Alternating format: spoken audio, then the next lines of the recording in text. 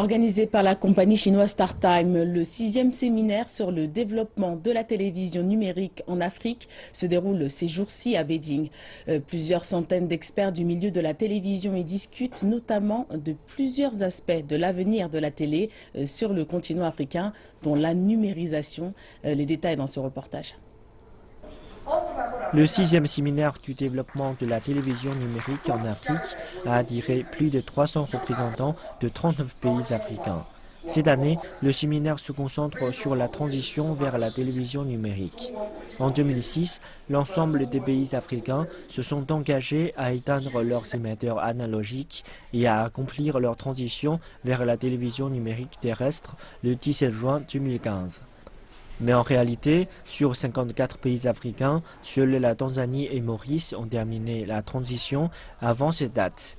Aujourd'hui, les autres pays sont en train de rattraper peu à peu leur retard dans ce domaine. Nous avons commencé, le gouvernement a commencé depuis 3 ans maintenant la numérisation de la télévision nationale togolaise.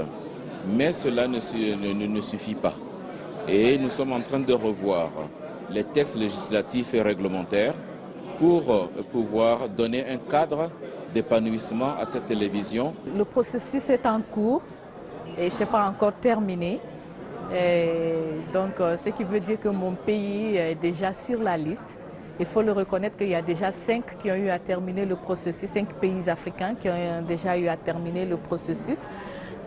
Bon, ma Guinée viendra, j'en suis sûre. La transition vers la télévision numérique offre des images et un son de meilleure qualité aux téléspectateurs. Les nouvelles technologies de compression et de décompression des données permettent de diffuser plus de contenu sur un même canal. Lors du forum, StarTimes a signé un accord avec la compagnie IMG pour obtenir le droit de diffuser les matchs du championnat de football de Chine en Afrique subsaharienne cette année et l'année prochaine. Les représentants africains expriment leur souhait de voir plus de coopération entre les médias chinois et africains et de faire connaître aux téléspectateurs chinois des contenus africains inédits.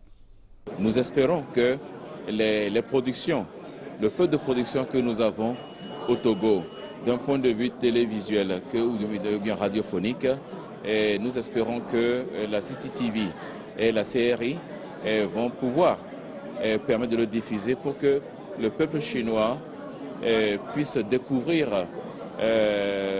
ses frères togolais et ait envie de venir dans ce merveilleux pays qu'est le Togo, que l'on appelle l'or de l'humanité et le sourire de l'Afrique.